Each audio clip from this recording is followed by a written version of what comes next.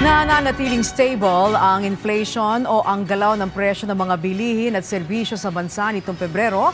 Pero ayon sa PSA, kailangang bantayan ang epekto ng kaguluhan sa Middle East sa galaw sa presyo ng petrolyo at transportasyon sa bansa. Si Denise Osorio sa sentro ng balita. Si Janel, first-year college student. 70 pesos kada araw ang pamasahe para lang makapasok at makauwi. May kalayuan kasi ang kanyang bahay sa pinapasukang eskwelahan. Pero sinisiguro niyang fixed ang kanyang pamasahe at sa ibang gastusin na lang mag-a-adjust kung sakaling tumaas ang presyo ng pamasahe.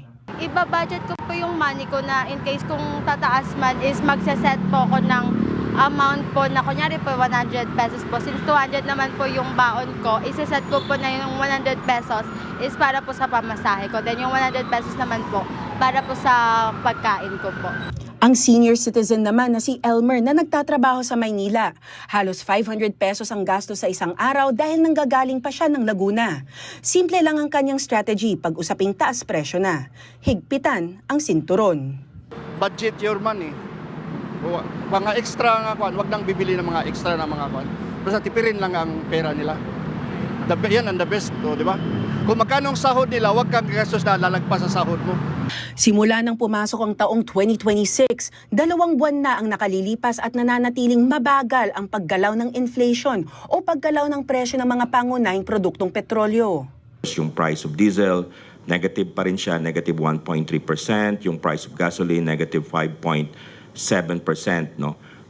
But if we look at the time series, particularly yung month-on-month prices, tumataas na kasi yung presyo even before itong first week of March. Ano? Kapansin-pansin din ang bahagyang pagbagal ng inflation ng transportasyon sa negative 0.3 noong nakarang buwan mula negative 0.2 noong January 2026. Ibig sabihin nito, kahit natitignan ang year-on-year ng fuel inflation ng February, patuloy ito sa pagbagal kahit pa lumiliit na lamang ang agwat kumpara noong nakarang taon. Ayon sa PSA, nasa 60 pesos and 26 centavos per liter ang presyo ng diesel nitong February 2026 kumpara sa 60 pesos and 92 centavos noong February 2025. Gihit pa ni Mapa, kahit na nasa negatibo ito ngayon kumpara sa nakaraang taon ng kaparehong buwan, unti-unti na rin itong posibleng magpositibo pagsapit ng Marso.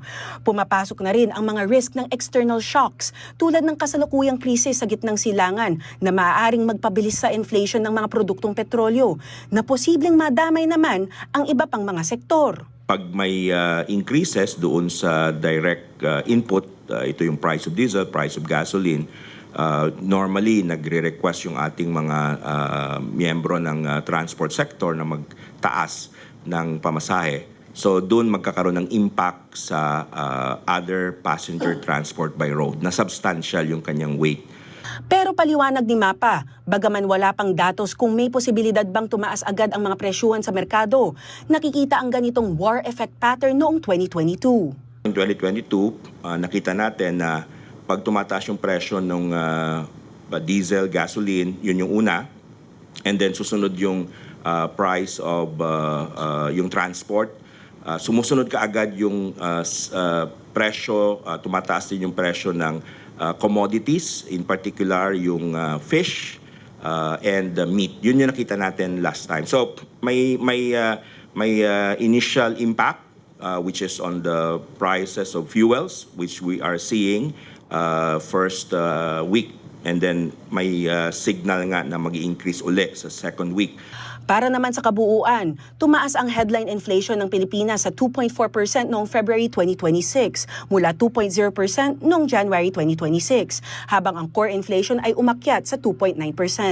Ayon sa PSA, pangunahing dulot nito ang mas mabilis na pagtaas ng food and non-alcoholic beverages at ng housing, water, electricity, gas and other fuels. Kabilang din sa pinakamalalaking ambag sa kabuuang inflation ang housing, food and non-alcoholic beverages at restaurants and accommodation services. Sa food inflation, mas mabilis ang pagtaas sa 1.6% mula 0.7% na iniuugnay ng PSA sa mas mabagal na annual decrease ng rice index. Denise Osorio, para sa Pambansang TV, sa Bagong Pilipinas.